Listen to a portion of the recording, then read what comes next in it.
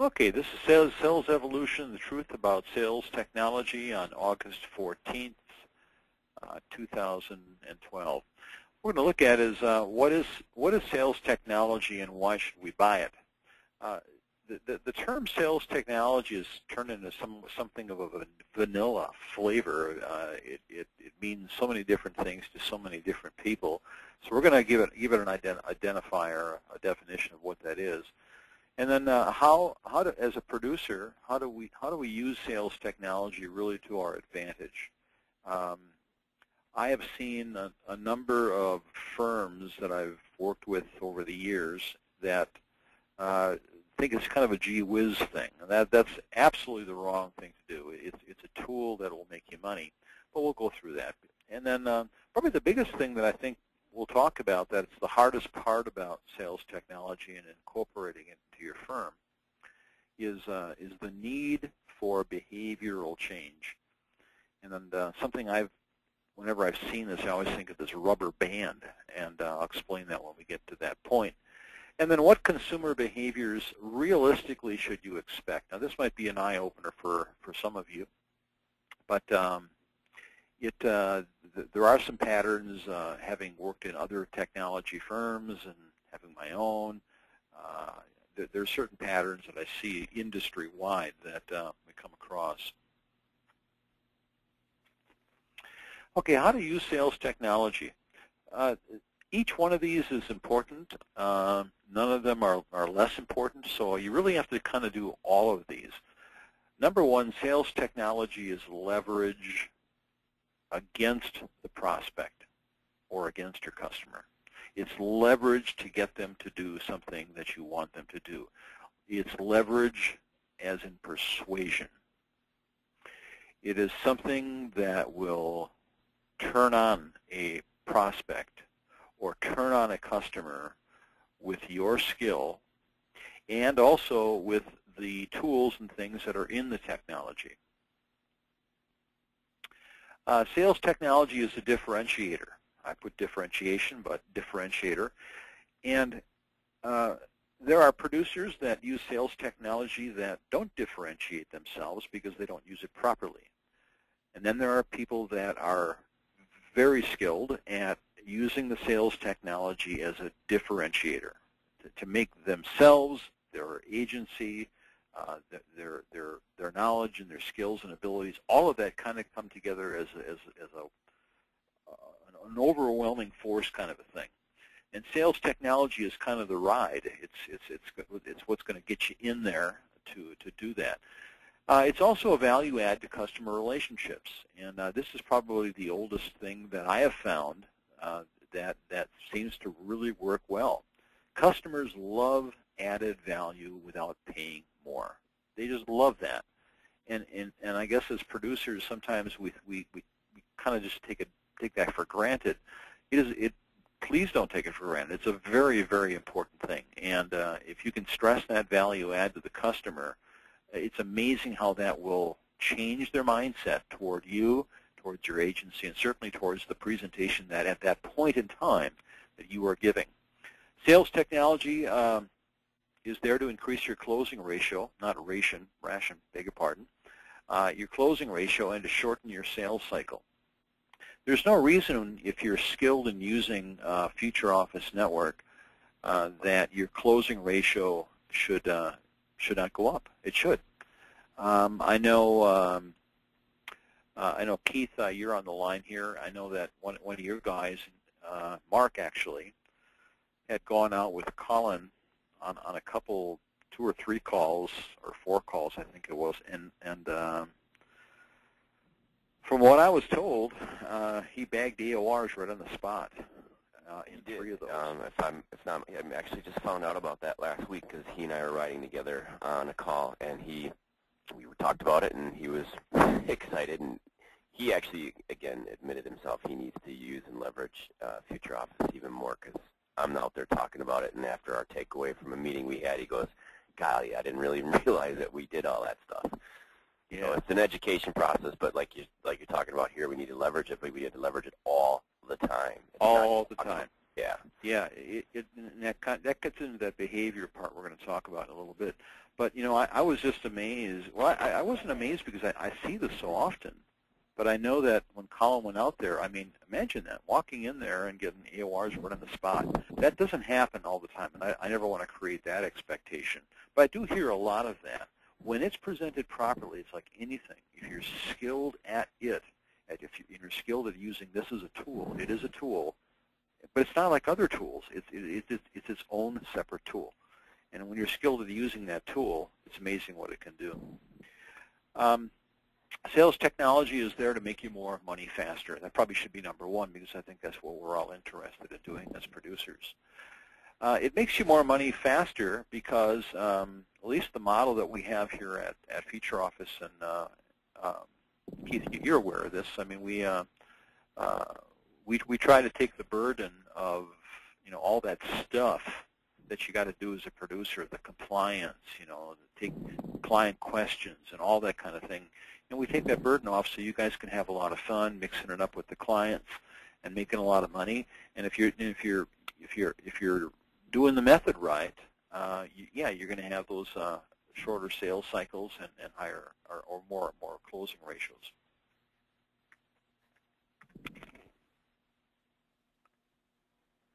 Okay, behavioral change in the rubber band. Boy, I tell you, I wish I had a nickel for every time that I've seen this happen, and it's a terrible thing to see happen.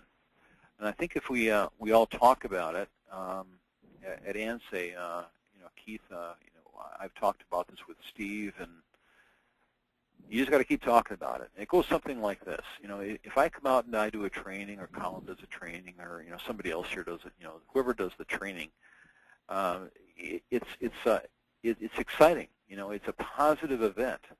It gets the blood pumping. It's like, wow, the expectations are really, really great that I'm going to be able to make a lot more money about this thing, which is really how you should think. There's nothing wrong with that. And then that happens. And then at about 6 months or so, and that's not a hard number, it's kind of like you get stretched. You get stretched in your sales ability. You get stretched in new techniques. You get stretched in exposing your prospects and your customers to new things, to HR, to getting answers to their HR questions, compensation issues that are really, really big and that are bugging them, but they never talk to you about it because they think you're just there to talk about insurance. That kind of thing. And we like to stretch our customers to do that because we know, I mean, I know this after 20-some years of doing this kind of stuff. I know that it'll change you, not necessarily you, Keith, but you too. But it'll change the producer.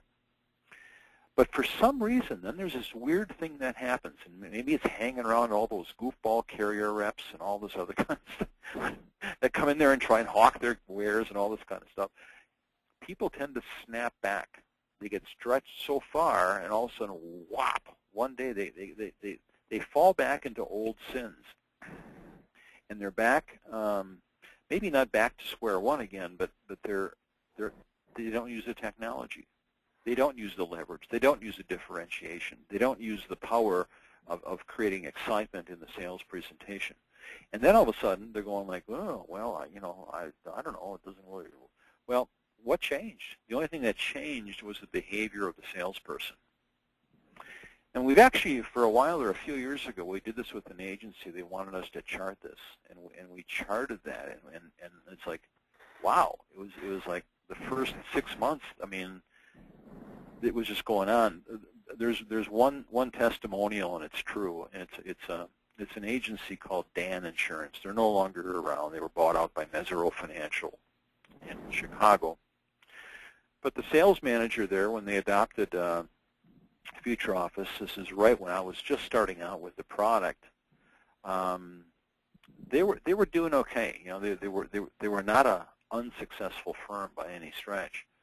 But they didn't have anything like this that could, create a new expectation, create a new world, and get the client thinking about new possibilities of what a relationship could be with you.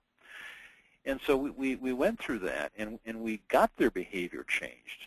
and they wrote $300,000 of net new business in the first 90 days. $300,000 of net new, and that was, I think, 4 producers. It was one of the biggest stories that I've ever seen, but I've seen others like that too. But then what happened is they kind of fell back like the rubber band. They got stretched too far, and rather than having everything in their world catch up with them, they snap back into the old world. So that is the one thing that I preach incessantly, is that you once you change your behavior, burn the bridge behind you. Don't ever go back. Constantly, you're laughing, Keith. No, well, it's a great point, because this is all hitting home. No, you totally. I refer to it as falling back in the rut. You're back in the same old rut. You get this momentum, you get this traction. We take it to the street, and then all of a sudden we become complacent, and we don't keep our finger on the pulse of these things. You had made a comment earlier, Craig, and forgive me for jumping in, but you had made a comment earlier about the carriers and the push and the things that come in from them. But I think if the scope is always so narrow, because we always understand what those products are, and they are being bombarded at us. But does anyone stop? I mean, just stop for a minute to think, how can we use a lot of those technologies? Because the big three they have a ton of technology out there. UHC, Anthem, Humana, there's a lot of stuff going on. How can you tie those in? I mean, I'm actually finding, while I talk about the Future Office and the 5 and the 4 core benefits of HR, but now how are you tying things in that, because these carriers, there's so many freebies out there that you can get. Use that to your strength. Your word leverage, I use it to leverage it and piggyback it with Future Office.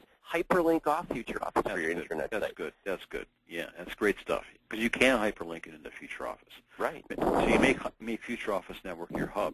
Right. What clients don't want is anybody can go on the computer and go and find a bunch of sites. What customers don't have is a place where all of this stuff, including the future of where you want to take them, which is really a cool thing, is all in one spot. Yep, you're absolutely right.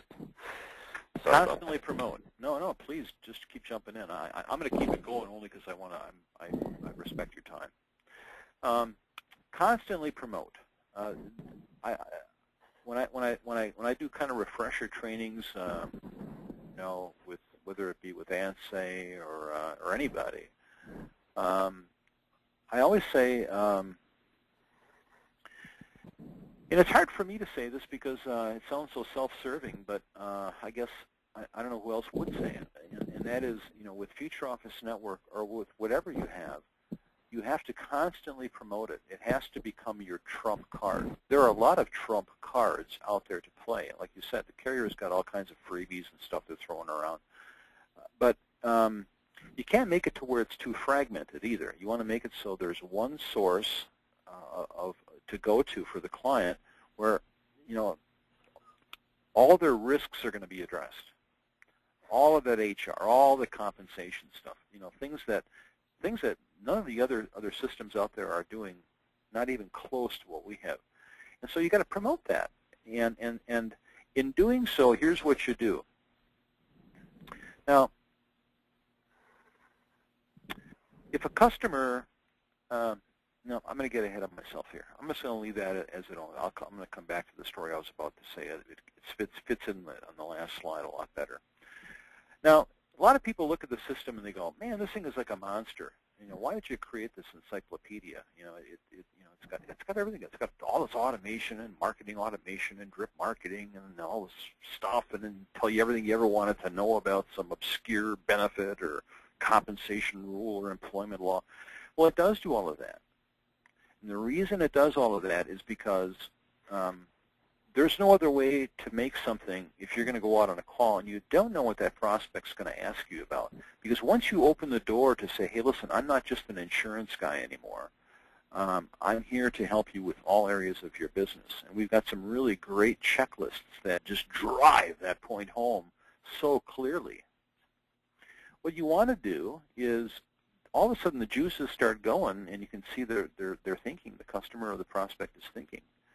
And you don't know what they're going to ask you about. And so we wanted to make a system that pretty much has everything that they could throw at you. You wouldn't get blindsided by it. So, "Oh, well, you don't have that in there." No, actually, pretty much everything is in there. I mean, everything I can possibly think of is in there, and all the people that work here at FutureOffice, you put it all in there. But the reality is to sell, you want to have 2 or 3 stories. That's about it, 2 or 3 stories, because you're selling. And we get very involved, as you know, with your customers once the sale is made when they have questions. We don't want to get you bogged down in the weeds where you got to do all that kind of stuff. We don't want to make you into an HR person because we don't think you want to do that. We don't want to make you into a compensation person. That's what the system is for, and that's what the back room that we always talk about. That's one of the unique features of FutureOffice is all about. So you learn a couple stories, and you establish some street cred by going out there and getting a little deep down in the weeds on 1 or 2 stories, and that's it. And that's not asking too much. Hype where we're going. Where we're going is where all of us together are going. From my crystal ball, we've just introduced the HR hotline. I got to circle back with Steve on that one, Keith, but the hotline, I mean, for $99 a month, unlimited use per group. You can mark it up. We just have a broker down in Indiana, and he said he's got 50 of them sold. Wow. At a net of $99, but he charges $175. So we had them all marked. We had all the things printed up for $175. So Right. He makes $75 a group times 50. That's not too bad. He didn't do anything. He just goes in there with a great idea. Hey, listen, you got any problems with HR? You get people, taking you to court, wrongful dismissals. What a headache that is. Are you scared to death? Yeah. Well, here, $99, and you know what? They'll walk you through it all every time it happens. And that's what we do.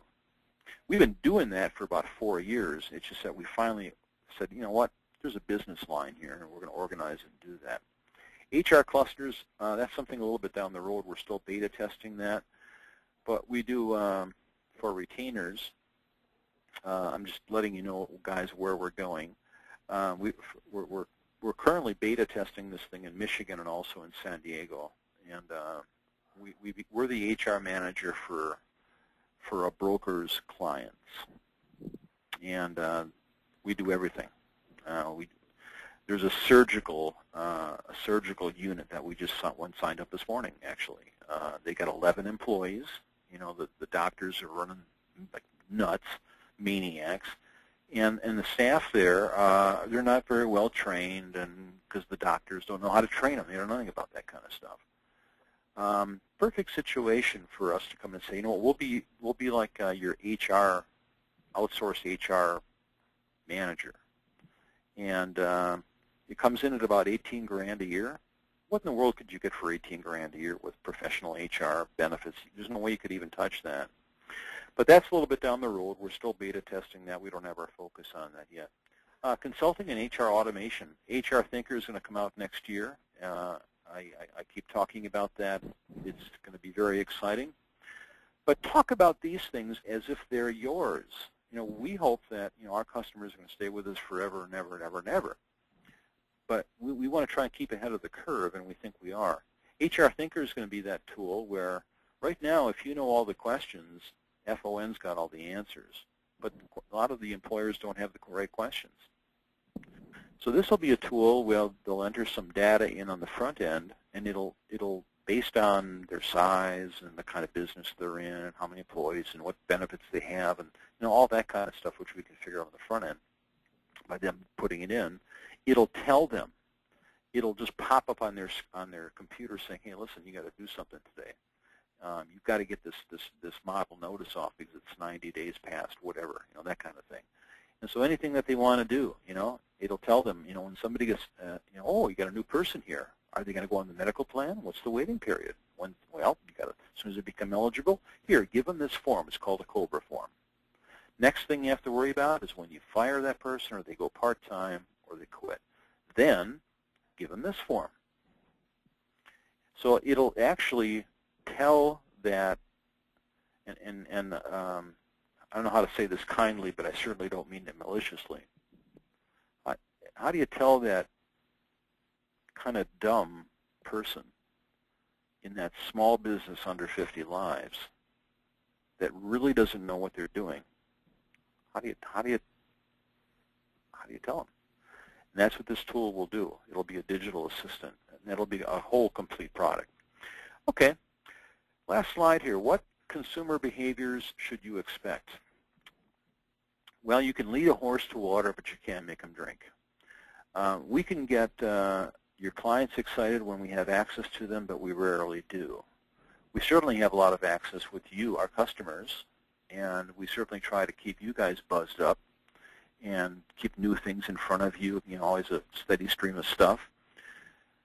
But unless you go out there and are excited and are not melancholy and really jazz up that client, they're not going to drink. They're not going to drink out of the creek. They're not going to buy. So when you get a client and you're using the method, and this thing does work.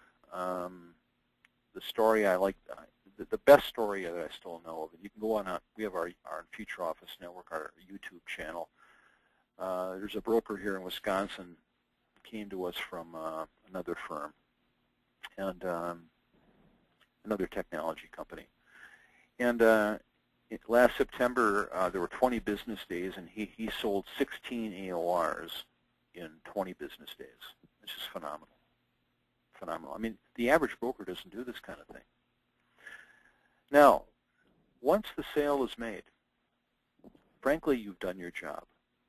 Now, hear me out on this. Hear me out on this. What is your job? Your job is to sell, and it's to keep customers happy so that your retention is as long as you possibly can make it. But once you make the sale, you've already been paid. Now you just got to keep them with you so that you continue to be paid. But that's really what you do when you really break it down to nuts and bolts. You get fired if you don't sell. If you do sell, you get go on trips. Everything's grand. Life is a beach. So FutureOffice technology and any kind of sales technology is really to get a sale. Yeah, it does HR. Yeah, it does all these other kind of things. But that's all secondary to the one thing, and that is to get more sales faster. And everything in FutureOffice Network is geared to do that. Now, once you get them hooked up and they get all excited, oh, I love those legislative updates, those total compensation statements, all the things that they say. Then you find out that some customers don't use it at all. Some are using it once very kind of sparingly, and then you have some that are just like heavy users. And every broker that I've ever worked with has that situation. You got the heavy users, light users, and then you got some people that never even turn it on. Sometimes they don't turn it on because the broker never set it up, and that's really a crime. But you should always put your clients on this kind of thing because you're covering them with something. You're buying an insurance policy for that particular client. Because in this technology-laden marketplace, somebody's going to come in there and pitch another technology, and guess what? They're going to boot you out. So make sure you get all of your customers hooked up on the system. That's still no guarantee that they're going to use it like crazy. Because, again, if you don't promote it, it lessens the possibility that they're going to be heavy users. But if you do promote it, that still doesn't mean they're going to be heavy users, but at least the chances go up. So the metric of whether or not the sales technology is working is not how many people use it. The metric is twofold. One, did you make more sales with it? Two, if another broker were to come in and talk to your customer and say, I've got this greatest thing since sliced bread, and let me show it to you. And you want that customer to say something like this. This would be like a light user or even a non-user. You want them to say, you know what? My producer, my consultant gave me FutureOffice technology, and you know what? I don't use it very much, but I know it's like powerful as all can be. Because I remember he or she showed it to me, and it was like it walks on water. It does all this kind of stuff. And so thanks, but I think I'm pretty well set. Because they're going to fall back on your relationship with you. And this is just going to be the sort of the insurance part of it. the insurance that it's going to help you. It's going to create a barrier of departure that's going to be harder for them to move. It's going to be harder for a competitor to come in there and get that. And you know what? That's why every time you talk to the group, you got to say, "How are you doing with FutureOffice?" Oh, just don't worry about the words they say. Just keep it in front of them, And if you have a little time, show them a couple things that are extra, or some of the new things that are in the system once in a while. Show them that it's always changing and all that kind of thing. You want them to think that this is why they originally was a huge part of why they originally went with you and gave you the AOR. I want them to think back to that, because now they like you. You're doing all the block and tackling with the carriers and getting the rates and the premiums and negotiating, all of that kind of stuff. But that's a given. They wouldn't even talk to you if everybody can do that today. It just kills me how some people think that that's really what gets in the business. It's not. You got to come in with that, but everybody can do that.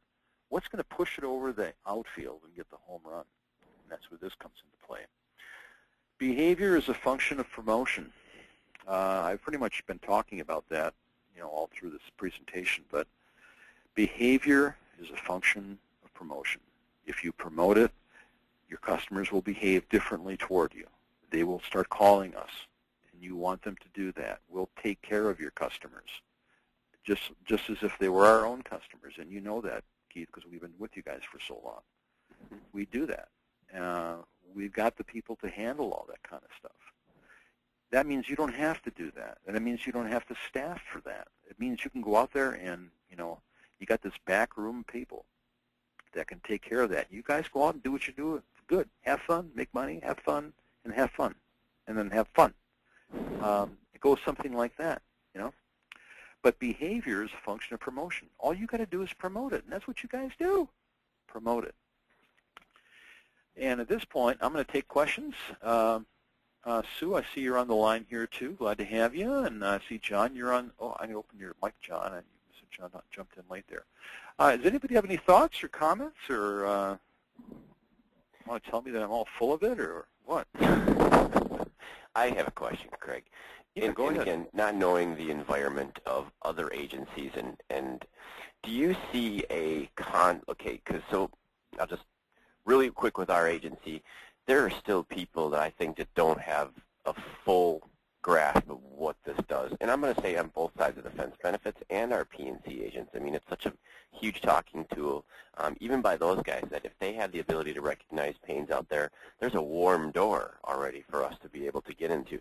But do you see agencies, or can you give me some insight of to what other agencies do to do constant reinforcement in their own agency of things, or do you just put the onus back on the producers to keep this, do you go home at night, sit with your laptop on and learn about the new stuff that's out there, or do you think, are other agencies doing stuff to promote all the new things coming down the line, a constant reinforcement? I guess the whole 66% retention after hearing or seeing something 6 times. What do other agencies do out there? I think there's a number of answers to that, but by far the best answer is it comes down to leadership. Right. If the leaders that have sway over the producers are not, kicking them in the pants, and saying, listen, this is where we're going, get on the team or get out, you don't want to be a bully, but somehow you have to kind of send the message sometimes, because producers can be kind of like herding cats. Right. They're independent people by nature. You guys test mentally. Your mental characteristics when you're tested. When I was at Xywave, I used to test salespeople. I know what those things can tell you. So I know how your leadership in these agencies work, and so they look for that. But they also realize that to handle certain producers, sometimes they've got to be a little bit more aggressive. I'm trying to say not be mean, because that's a turnoff. But you've got to push them. You got to push them. And so it comes down to the leader saying, I'm going to lead the charge, and this is where we're going. This thing really works. This has not been out a month. It's been out 9 years now, and got all kinds of stories. all you guys. You guys have had tremendous stories. On this call here, we've got somebody who's been with us about a year. Keith, you've been with us well, on and off. 5, 6 years. Yeah, exactly. Yeah, you were with me back in Wausau, the Wausau Right. days. And Sue is considering going with us. Sue, I won't tell you the last name. But it really comes down to leadership. If you just kind of put this out there and think the fish are going to jump in the boat, yeah, a couple will, but you're not going to make a good living doing that. You've got to. It's not hard to work. It's a pretty easy technique, but you just got to do it. You got to just be disciplined. John, didn't you just bag a 300 life group here with FutureOffice Network here about a month ago? Yeah, can you hear me? Yeah. Okay, I didn't know if I was still muted or not. Yeah, actually I did.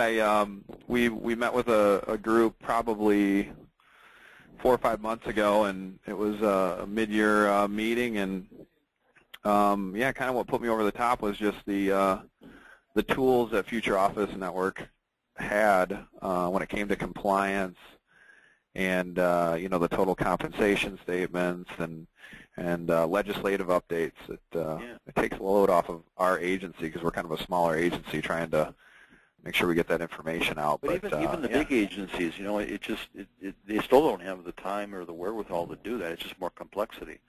Keep it simple. Go out and have fun and make money. Now, as I recall, John, you guys you picked up all the lines on that. That's what I heard. Was that true? Yeah, we picked up the medical.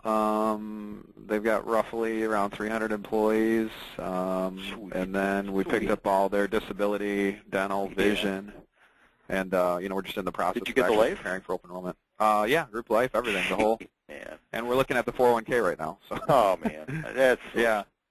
Now, honestly, would that group have sold in the time frame that you sold it if you didn't use FutureOffice as part of your I don't think it would have, because I met with the group, and we were showing a lot of similar things. They were with the largest one of the largest agencies here in Michigan, and a lot of the services were similar, and kind of what brought her back. Was it a agency? No, they were not even as I don't think they even had a tool like FutureOffice Network, and that's kind of what helped. Those are the best ones to get. Yeah, it made us different in that respect, and it kind of made us gave us that one extra notch to kind of put us over the top, and then it afforded a few more meetings, and they came out and visited our office. We had a couple on-site meetings, and I think that's what kind of kept the conversation going, for sure. Well, you bag one of those a year, and you go and lay on the beach, man. I know. It was great, though, because I was in her office like 3 weeks ago, and she had the legislative update right on her desktop when I walked in, so I know she's using it. You gotta love it. That's great. Yeah. So it was definitely worth it. The guys have been using it a lot. The total compensation statements have been really big for those things are red hot. Yeah, they are for everybody. I mean, we always get really good feedback on those. And it's good that you are too. Yeah, definitely. Sue, did you have any questions, comments? Not really. I think it's important, like you said, to kind of, for our agency to keep pushing it. That's been, I think, our biggest challenge is just to make sure that the guys, are continually talking about it with our clients, and stories like what I shared with our, landing that account. It really kind of reinforces the value proposition that we do have, and just to take advantage of it as much as we can. Yeah, you need one of those, and it's like you got everybody's attention. Yeah, exactly. Sue, did you have any comments or any questions? Sue, are you there? Or are you preferring to be anonymous? I am here. I just had it multiply muted. No, I've been just taking it in. Obviously, similar challenges. We're pretty high technology in and of ourselves. I think what I'm hearing is similar to what I'm hearing from the references that I talked to, Craig, and that you really have to have a champion that's kind of your FutureOffice Network, whatever the software is. You need to have a champion that keeps it fresh and keeps it alive and keeps it in the face of the customer and trains and educates the customer, because otherwise it's just a tool. And that's our biggest challenge. I mean, we've got that person now in the department, but John, trying to figure out how to use all the tools we have is half the battle. We could probably, if as we're hopeful, and when we get to that point, we can help with that person. We work with a lot of our agencies have that. They have that. We used to call it a super user. Now it's actually like a job title. A lot of the bigger agencies have that. Right. And, we work very close. Sue, if I could jump in and say anything, while you do that with your customers, you have to make sure you keep on doing it with your staff as well. Oh, I know. That's I mean, no question. I think what we're seeing is just even, when we onboard new customers, all of the tools that we're bringing them and the carriers are bringing them and the COBRA administrators are bringing them. I mean, it's like a half-day training session to our agency, all the things that they need to have or need to know to access. And so trying to make that as simple as we can so that they don't get bogged down in all the passwords. And we're always thinking about that. We were just talking about it this morning, guys, just about some new stuff that we're building. And it's just like going, it gets bewildering out there. Simplicity is like the major word, You've got to keep everything simple. I mean, already it's like, it's so crazy out there. But, got to be simple. We've grabbed on to a couple things, Craig. I mean, like the model notice pack. Yeah. I try to bring that out on every sales call. That brings them right up current with PPAC when you do that. Yeah, and it brings them right. Let's put that whole thing in front of them because they got questions about that. Oh yeah, and the total compensation statements. We try to grab on to 2 or 3 hot items that we think would kind of pique the interest of the client, and then from there, once they get into the system, then they can kind of hunt around and look at all the other things that are offered through it. So yeah. Do you guys have a users group meeting of any type or forum? Let me jump in on that one, guys. We've done some informal ones. We did the broker forum back in April, and John and Keith, you guys don't even know this, and Sue, you don't know this, but we just put together literally this week. We've been working on it for about a month, but an advisory council. And the president of the advisory council, this is all going to be broker-driven, client. You guys as clients, client-driven. It's not driven by us. We want this to be driven by you guys. And he's going to be calling a few of our partners and putting that together for 2 purposes. Number one, to tell us, where should we be putting our development? What do you guys need out there to morph with the marketplace, so that we keep you in front of it and ahead of it and sort of on that edge. The other thing is to, tell us what's not working, so we can maybe have to change the system, take some stuff out that's maybe has run its course. But they're also that council is going to be developing these more of these forums where we can get all of our partners together. It's getting pretty large, and where they can talk. I don't know if we'll, what do you guys think? I mean, is it? It seems like you can do so much, like on GoToWebinar, GoToMeeting these days, and nobody has any time to go flying off to a city or something like that. I mean, we could put that together. But since you brought that up, Sue, any of you guys have any thoughts on that? I'll just jump in here quick. I think, Craig, you do a good job with the outreach of the things that are supplied to us, and then the fact that they're recorded, so if we ever wanted to go back and get information about that. But to tap in, Sue, to answer your first question, we at our agency have a what Craig referred to as a FutureOffice, like champion or a super user, if you will, and that person, which unfortunately, fortunately is me, because I've got the most years with this tool. But we do now once a month. I am just pulling it up and showing our staff at our meetings something new out there, something that I've even learned about. I mean, the people that when I got to this agency about a year ago had absolutely no clue of all the tools and how powerful this thing was. And so each month now we come in and I'll peel back and show them another thing that they probably didn't know. And now it'll get to be repetitious, and maybe it's once a quarter, but we actually have a super user in our agency. We have 12 agents, and I'm showing them once a month something new that they can do on this unit. So inside and outside. But to answer your, Craig, yeah, how much time do you have? I think if you develop something, because I have some suggestions. I talked to Balan a couple weeks ago about something I think that could be put into that would help make our life a little bit easier. I think it'd be nice. Good. I don't know that you have to do it all that often. Maybe it's semi-annually or something of that nature where everybody's dialing in. But there are a couple tips and suggestions where I think it would simplify and make things easier. The challenge with our business is breaking it down to its most basic point. And to these people that we're selling this to who don't have a great deal of time, if we can make something easier to them with an IT push through FutureOffice, then I would like to be able to suggest that, but not all that often. No, I'm 100% with you. That'd be great. It's always been we're getting drifting a little bit here, but this is still a good discussion. The idea behind our business model has always been that we'll build it, spread the vision, but then have everybody take the vision and make it their own, and then we'll respond to the vision. So kind of like we start it, but then you finish it, and that's kind of the model that we do it. Awesome. Well, Craig, I got to jump off, but thank you so much for your time. Hey guys, I'm going to get going. Thank you so much. We went a little bit over. I like to keep these at 30 minutes for the training, but we went 43. But great discussion. And Sue, I'm glad you sat in. You got to meet Keith and John. And John, keep going strong over there in Detroit, bud.